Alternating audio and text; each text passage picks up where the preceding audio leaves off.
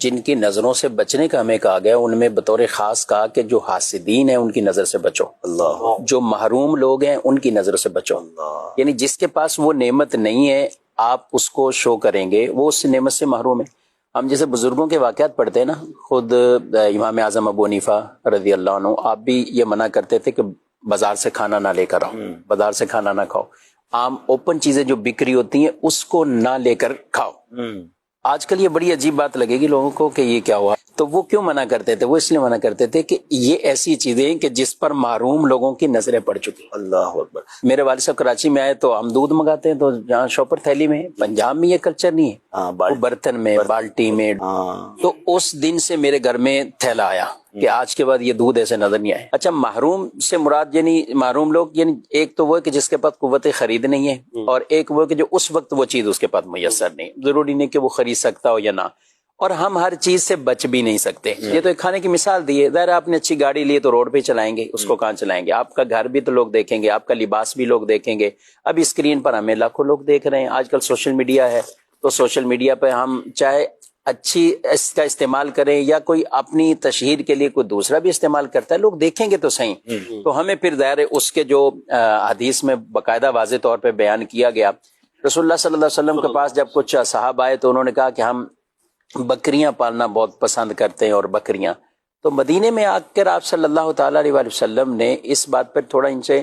فرمایا کہ تم جو نا وہ زیادہ کھیتی باڑی کی طرف جاؤ، کسان، یعنی مدینے میں یہ کام زیادہ تھا۔ تو آپ صلی اللہ علیہ وسلم نے یہ ارشاد فرمایا۔ اسی حدیث پہ جو وجوہات بیان کی اس میں ایک یہ بھی بیان کی گئی کہ بکریوں کی کثرت پر ایک وجہ یہ بھی ہو سکتی ہے یہاں پر کہ جہاں ایک چیز نہیں ہے زیادہ تو وہاں یہ نظر کے معاملات ہو سکتے ہیں۔ پھر آپ نے کسان اور اس کھیتی باڑی کی طرف اور اس کی برکتوں کو بیان کیا، لیکن ساتھ ساتھ جو حدیث میں جس کو ساتھ ترغیب بھی دیا گیا نا، جماجم کے جو الفاظ ہیں کہ اس کی تم کثرت کرو، اس کی مختلف تعبیرات بیان کی کہ ایک یہ ہے کہ اپنی ان کھیتیوں کے اندر بھی کھوپڑی ٹائپ کچھ لٹکانا، یعنی کوئی ایک ڈنڈا یا کچھ ایسی کہ اس کے اوپر ایک کھوپڑی لگی کہ انسان کو پہلی نظر سے کوئی چیز بھائے نہیں، اس کو بدی محسوس ہو، اس کو تعجب اور حسد والی یہ دونوں نظریں نہ پڑ جائیں۔ ایک ہوتی تعجب کی نظر، کیا بات، کیا، یعنی تعجب سے یعنی وہ انسان خود فیل کرتا ہے کہ میرے پاس نہیں ہے، یہ بھی ایک تعجب کا زمرہ ہے۔ ایک ہے حسد کی، سب سے بدترین نظر جو ہے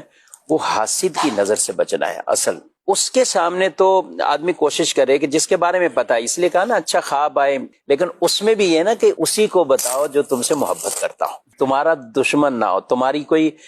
عداوت اس کے دل میں نہ ہو، تو اس کو تو یوں ہم دیکھیں تو قرآن پاک میں بھی اچھا حضرت یعقوب علیہ السلام نے اپنے بیٹوں کو کیا نصیحت کی جب بیٹے سارے جانے لگے؟ اچھا پہلے بھی تو بیٹے گئے تھے حضرت یوسف علیہ السلام کے پاس، گندم لے کر بھی آئے، حضرت یوسف علیہ السلام نے پہچان بھی لیا میرے بھائی ہیں، تو پوچھا بھی اور بھی کوئی ہے؟ ہاں ایک اور بھائی بھی ہیں۔ کہا کہ آئندہ گندم نہیں ملے گی جب تک اس کو لے کر نہیں آؤ گے۔ اب پہلے 10 افراد یہ گئے تھے، اس وقت تو یہ چلے گئے، اب جب آئندہ کے لیے کہا، جب تعارف ہو گیا کہ سارے بھائی ہیں، تو حضرت یوسف علیہ السلام کو تو پتہ لگ گیا تھا، لیکن اس محفل مجلس میں جتنے لوگ تھے سب کو پتہ لگ گیا کہ یہ 10 بھائی ہیں۔ اب جب 11 آنے لگے تو آپ کے والد محترم نے تلقین یہ کی تھی کہ اب تم نے ایک ساتھ ایک دروازے سے نہیں داخل ہونا، یہ تمہارے اوپر جو ایک نظر پڑے گی نا کہ یہ 11 بھائی ہیں۔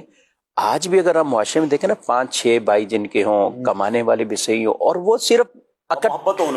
محبت اکٹھے کھڑے ہیں، لوگ بعض اوقات یہ بھی تعجب کی نظر ہے، 6 بھائی ہیں ایک ساتھ ہیں، باتیں کر رہے ہیں، ہنس رہے ہیں، ایک ساتھ کام کر رہے ہیں۔ اچھا کچھ فیملیز ہیں جو ایک ساتھ رہتے ہیں، ان میں بڑی محبت ہوتی ہے اور خاص ایسے تہواروں پر ملتے ہیں،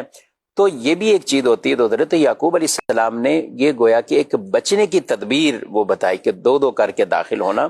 اور اس لیے ہمیں ان چیزوں سے بھی بچنا ہے۔ نظر برحق ہے، حدیث سے بالکل یہ ثابت ہے، اور اس کا انکار کرنا یا اس کو کہنا کہ یہ بس ایسی دقیانوسی باتیں ہو رہی ہیں، یا ان چیزوں کو بعض لوگ اس کو ان چیزوں سے بھی تعبیرات کر کے وہ نظر کا ہی سرے سے انکار کرتے ہیں، تو ایسا نہیں ہے۔ نظر برحق کے قرآن سے بھی ہے باقاعدہ، اور حدیث طیبہ سے بھی